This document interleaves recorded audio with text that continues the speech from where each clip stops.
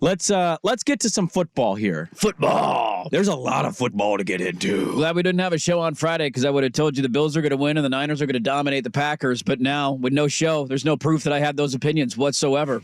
We did Sprague the line. I was confused. The listener said we didn't send out the tweet. Yeah, I didn't tweet him out. Oh.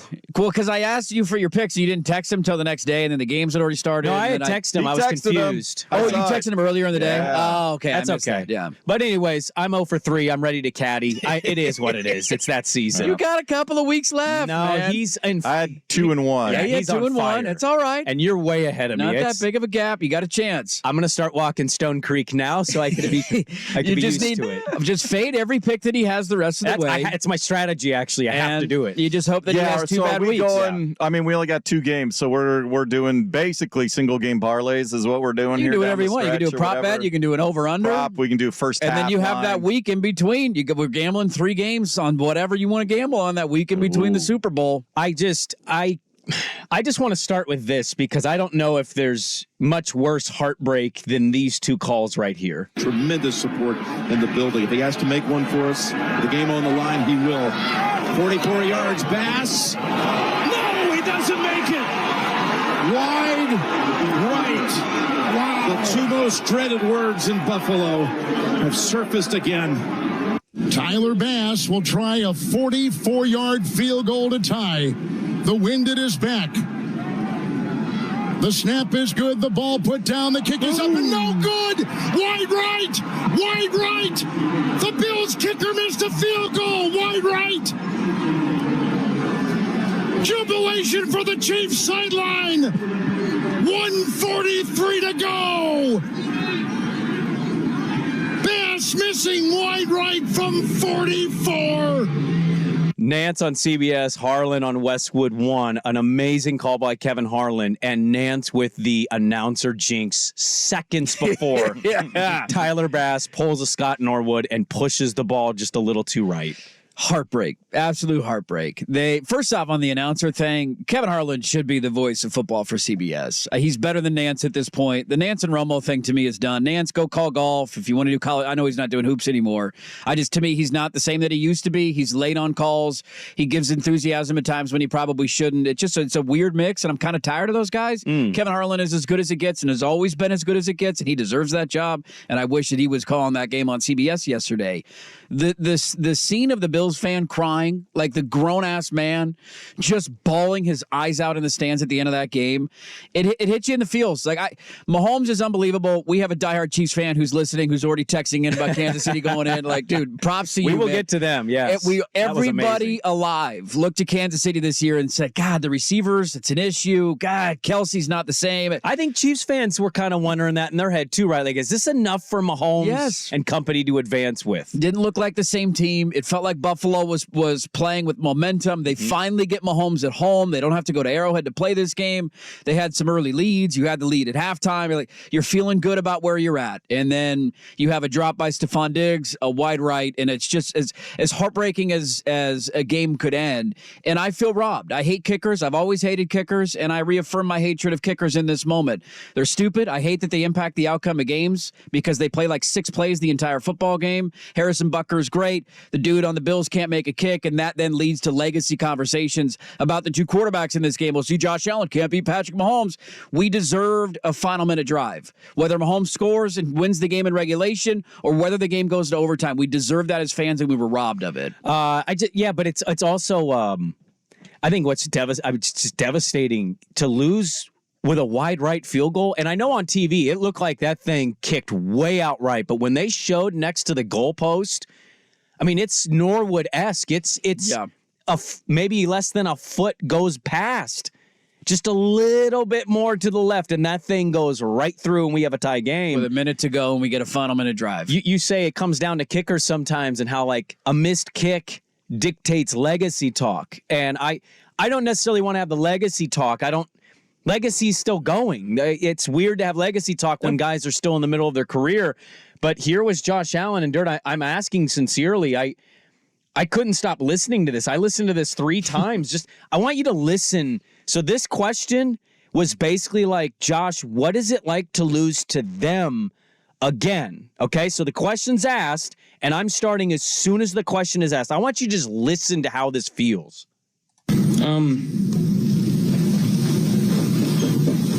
Sucks. Losing sucks.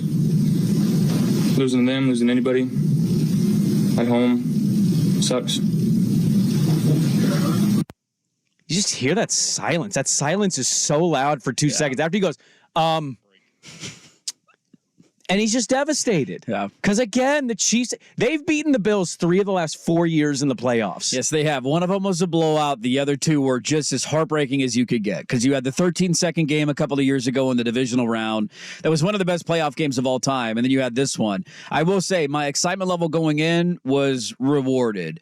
Whenever Josh Allen and Patrick Mahomes get together, it is football porn. That game was perfect. It had everything. It had crazy controversial calls, big drops, mistakes, incredible plays, shirtless offensive lineman in a suite, drunk as hell. An awesome atmosphere. They're throwing snowballs at Kelsey when he scores a touchdown. They were throwing snowballs at receivers going for the catch in the end zone. I'm like, that should be a penalty, shouldn't it? Probably should, but the officials don't have the balls to do that in that stadium, because then they're going to get pelted with snowballs. Well, they'll get pelted with a sex toy. Yes, they will. Those are going to come flying. Like, that game had everything, man. Absolutely everything. And whenever those two teams play, you just know it's going to be phenomenal. I have some audio I want to get to, and Mahomes coming up here because I want to carry this over. I thought it was such a good football game. Really a great weekend of football. My divisional round of the playoffs being the best round really paid off. It for me really this paid weekend. off. Yeah, Ravens and Texans was a good first half, bad second half. Yeah. Ravens pulled away, but Niners and Packers was great. The Lions game was in doubt for most of it, and then that game was the game of the week. I think you're so right.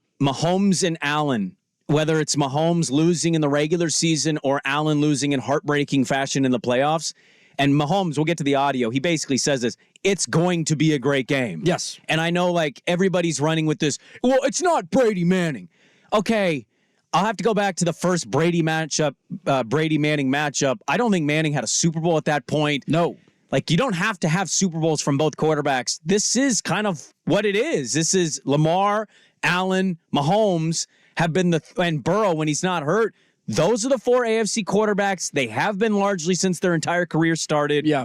I'm in on it. It is our Brady Manning, even if one of them doesn't have a Super Bowl, because it's always such a great game, and you're seeing guys play the position similarly, but also very differently. I think it's actually a perfect analogy for Brady versus Manning, because you had Brady win a bunch of titles right out of the gate as a starter, similar to Mahomes, and Manning couldn't break through. He couldn't beat win him. the big one, Couldn't right? win in Foxborough. It's too cold. Let's grow the grass out with that fast offense. Like that was exactly this. And you have Josh Allen, who is one of the best quarterbacks in the NFL. He can't get through Kansas City in the playoffs. He can beat them in the regular season. He cannot beat them in the playoffs. And it's got to weigh on your conscience. I think it's exactly the same. And maybe Manning eventually broke through, won a couple of titles. We'll see if Josh Allen can do it. But I think it's exactly the same thing. I want to get to a little bit more on this as Buffalo loses at home. Mahomes and the Chiefs, they are back in the AFC title game. The only quarterback in the modern era.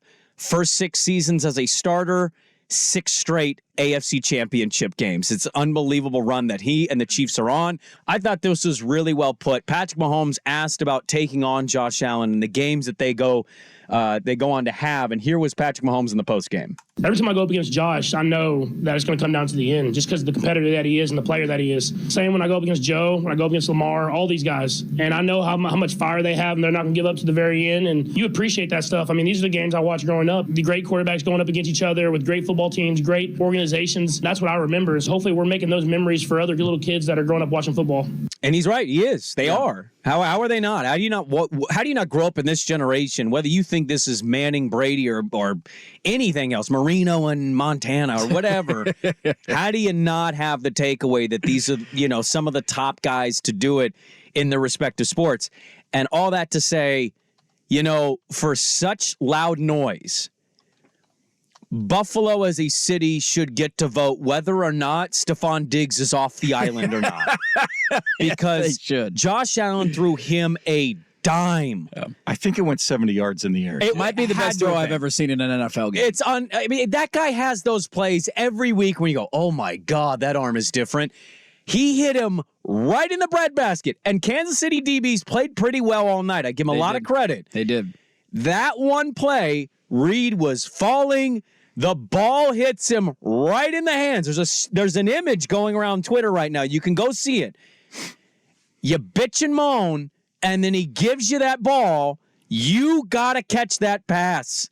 He's got to catch that pass, and he didn't. And it's not the only reason, but damn it, man. You're paid to be the one. Be the one. If this was a courtroom and I was the judge, I'd give him like a 2-year gag order. Like, you're not allowed to say or complain about literally anything, because whenever they struggle, whenever he has a couple of games where things aren't going right, he is the first one to be a malcontent. He's the first one to slam his helmet on the sideline. He's the first one to have his brother tweet, man, we got to get him up out of there. Like, it's just constant complaining whenever things go wrong. And he's in Buffalo playing for one of the best organizations in the NFL with one of the best quarterbacks in the NFL. And the dude still finds ways to complain. Here was your moment. That was your chance. Like, if you catch that ball, it doesn't guarantee that you win the game, but your chances greatly increase. That was one of the best throws that I have ever seen in an NFL game. So I'm looking at a video. So Orlovsky's trending, and I don't know why, but I clicked the trend. He puts up the all-22. I'm looking at it right now. He launched the ball from the 11. It hits Diggs' hands at the 25 of Kansas City. It's insane. And in stride. Perfectly in stride. No slow down. In stride. No, didn't overthrow him. Like, perfectly in stride, basically the length of the football field. And if he catches it, the DB was falling down too.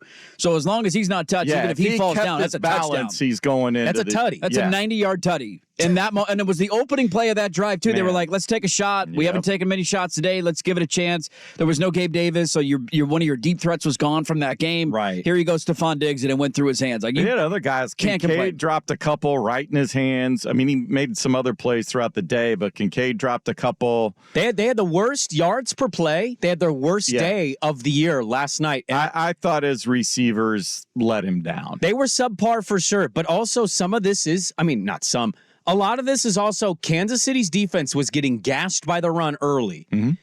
That second half, Buffalo scored 7 points. They couldn't do anything because they couldn't run the football. And I also don't want to get away, like, as wowed as we are by the Allen throw and also how Diggs drops it. I mean, here he is again, 15. He's going to win in Baltimore. They're going to win the suit. Like, if we're going to do it again, this is going to happen again. Everybody wants to jump on Ravens 3.5. They're clearly better. All right, yeah. I'm tapped. I'm $0 in my DraftKings account. I'm tapped. I don't know how to predict football. I'm watching this. I agree with a lot of things we talk about on the show, and then I got to pick something, and I suck royally. 15-87, and Andy Reid. Yeah. The year they're down, they do it again. I thought the difference in the second half, at least for the Chiefs offensively, was Pacheco was a lot more effective. He started gashing them at their end. I don't think he's going to be... angry runner, He's an angry runner. I don't think he's going to be able to do that as often against the Ravens as he did. The other question is, if Mark Andrews come back, how does that change what the Chiefs are going to do defensively? All I will say, be cautious and beware of what you just said there. I don't think he can do that again. It's like, okay, well, you know, I've been wondering about this all year. He's going to have football all year. I mean, their offense looked lost basically all season. They just haven't been the same. And that's a fair assessment. They won largely during the regular season because of their defense. That defense carried them for like 80% of the season, yes. The conversation about their wide receivers was valid. They had more drops than anybody in the NFL. The conversation about Kelsey was valid. He looked old and he looked slow. And is he distracted from dating Taylor Swift? Like, I don't know. They were not the same team. But this is a mark of a legend. It's a guy who, when we look at them and think, that's probably it. They don't have it anymore. How many times did we do this to Tom Brady? How many regular seasons did we go in? The famous Trent Dilfer. They're done. Stick a fork in his last Super Bowl. We did it. We did the entire run. The Bucks, come on. The Bucks aren't winning. Every other year is like, but they don't look the same as they did last year. Brady's done. He's cooked. And I did it every year too. I was right there with everybody, and I did it to Mahomes. I'm not going to do it again. There's no more doubting this guy. I don't care how bad the regular season is. I don't care how many drops his receivers have. You could trade Andy Reid, could retire. It doesn't matter. I'm not questioning this guy anymore. The craziest stat of all, he has 6 years as a starter, now all 6 years in the AFC Championship game.